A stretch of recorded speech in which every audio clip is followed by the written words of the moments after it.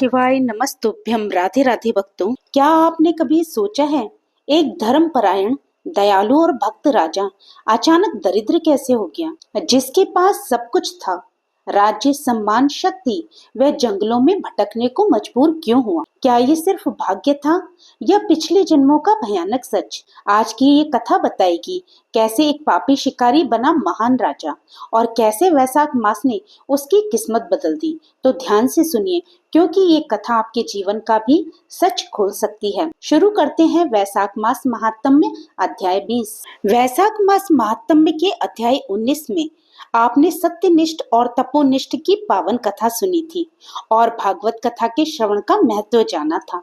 अब आज इस अध्याय में हम राजा पुरुयशा की पावन कथा सुनेंगे। शुरू करते हैं। श्रुतिदेव जी महाराज बोले, हे राजन, मधुसूदन भगवान के प्रिय पापनाशक वैशाख महात्म्य का फल भी सुनो। पूर्व काल में पांचाल देश में पुरुयशा नाम के एक राजा थे जो अत्यंत पुण्यशील और बुद्धिमान थे। वह राजा भूरियशा के पुत्र थे। पिता के स्वर्गवास के बाद पुरुयशा राज्य सिंहासन पर बैठे। वह धर्मप्रिय, शूरवीर, उदार और अनेक गुणों से संपन्न थे तथा धनुर्विद्या में निपुण थे। उन्होंने अपने धर्म के अनुसार राज्य का उत्तम पालन किया। कुछ समय बाद ही उनका समस्त धन नष्ट हो गया। हाथी घोड़े भयंकर रोगों से मर गए। राज्य में भीषण अकाल पड़ा, जिससे राजा का विनाश होने लगा। राजा को निर्बल जानकर शत्रुओं ने आक्रमण कर दिया और युद्ध में उन्हें पराजित कर दिया। पराजित होकर राजा अपनी पत्नी शिकनी के साथ वन में चले गए। उनके साथ कुछ दास दासी और सेवक भी थे।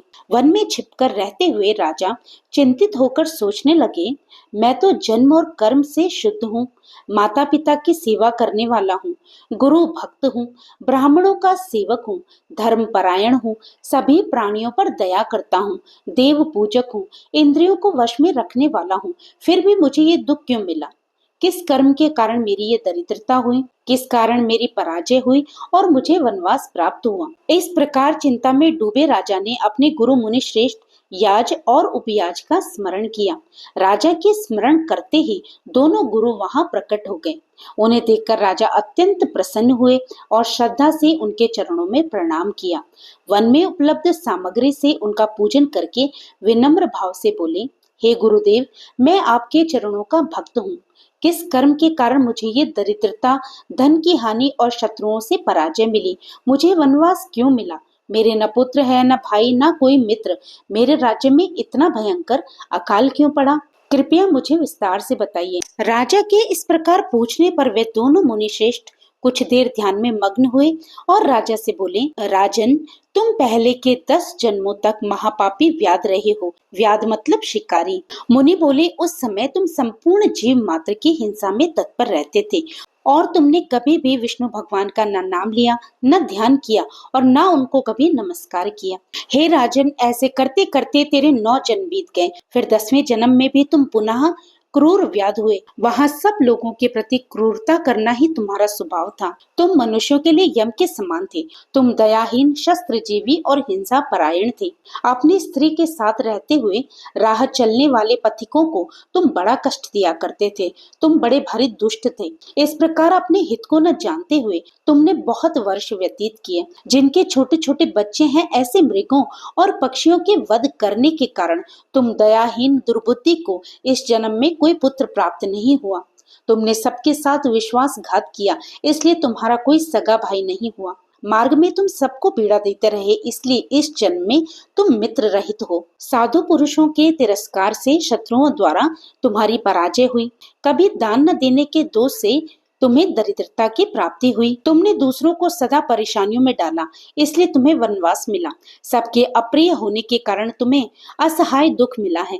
तुम्हारे क्रूर कर्मों के फल से ही इस जन्म में मिला हुआ राज्य भी छिन गया। अब हम तेरे सतकुल में जन्म लेने का कारण तुझे बताते हैं। अपने 10वें जन्म में तुम पथिकों को बड़ा कष्ट दिया करते थे। एक दिन वैशाख के इस पावन महीने में कंटक में वन में से 2 धनी वैश्य और एक मुनि गुजर रहे थे। तुमने उनमें से एक वैश्य को मार दिया और उसका सब धन छीन लिया। दूसरा वैश्य अपनी जान बचाकर भागा और अपना सारा धन कहीं तालाब में फेंक गया। वो मुनि भी अपने मृत्यु के डर से धूप में भागे, पर प्यास और धूप से व्याकुल हो मूर्छित होकर गिर पड़े। तब तुमने भागे हुए वैश्य ने वह धन कहाँ रखा है ये जानने के लिए उस मुनि के कानों में फूंक मारी, साथ ही जल से उनके नेत्र धोए और पंखे से हवा की। कुछ समय बाद मुनि ने स्वस्थ चित्त हो तुम्हारे पूछने पर वैश्य का धन कहाँ रखा है ये तुम्हें बता दिया। तब तुमने मुनि को सुख पूर्वक चले जाने दिया और खुद तुम गहन वन में चले गए। यद्यपि तुमने अपने कार्य की सिद्धि के लिए उस मुनि की रक्षा की थी, तब भी उस पुण्य के प्रभाव से तुम्हारा जन्म महापुण्यवान विशाल राजवंश में हुआ। फिर उन्होंने कहा कि यदि तुम सुख, राज्य, धन, स्वर्ग और मोक्ष चाहते हो तो वैशाख मास के धर्मों का पालन करो। आज अक्षय तृतीया है, विधि पूर्वक स्नान करो, भगवान लक्ष्मीपति की पूजा करो, प्यासे जीवों के लिए प्याऊ लगवाओ, निष्काम भाव से धर्म करो। इससे तुम्हारा अंतःकरण शुद्ध होगा और तुम्हें भगवान विष्णु के दर्शन होंगे। यह कहकर वे दोनों मुनि अंतर ध्यान हो गए। गुरुओं के उपदेश को पाकर राजा पुरुयशा ने श्रद्धा से वैशाख मास के सभी धर्मों का पालन किया और भगवान विष्णु की आराधना की। इसके प्रभाव से उनका तेज बढ़ गया। बंधु बांधव भी वापस आ गए। उन्होंने शेष सेना के साथ पुनः युद्ध किया और शत्रुओं पर विजय प्राप्त की। उनका राज्य पुनः समृद्ध हो गया और उन्हें 5 गुणवान पुत्रों की प्राप्ति हुई, जिनका नाम है धृष्टकृति, धृष्टकेतु, धृष्टद्युम्न, विजय और चित्रकेतु। प्रजा सुखी और राजा के प्रति प्रेम रखने वाली हो गई। भगवान विष्णु की कृपा से उसका एक छत्र राज्य स्थापित हुआ। अंततः अक्षय तृतीया के दिन भगवान विष्णु ने उन्हें प्रत्यक्ष दर्शन दिए। इसी प्रकार वैशाख मास के प्रभाव से उनके सभी मनोरथ पूर्ण हुए। तो भक्तों, आज का अध्याय यहीं पर विराम लेता है। इससे आगे कथा में क्या हुआ ये आप कल सुनेंगे। तो देखा आपने कैसे एक छोटा सा पुण्य कर्म भी जीवन की दिशा बदल सकता है और कैसे वैशाख मास के व्रत और धर्म दरिद्रता को समृद्धि में बदल देते हैं। लेकिन अभी कथा यहीं खत्म नहीं हुई। अगले अध्याय में एक और रहस्य छिपा है जो आपके जीवन को और भी गहराई से बदल सकता है। तो अगर आप भी चाहते हैं भगवान विष्णु की कृपा और जीवन में सुख समृद्धि, तो इस वीडियो को लाइक करें, सब्सक्राइब करें और कमेंट में लिखें जय श्री हरि। अब हम मिलेंगे अध्याय 21 में। तब तक प्रभु का नाम लेते रहिए और पुण्य के भागी बनते रहिए। जय श्री कृष्णा, राधे राधे।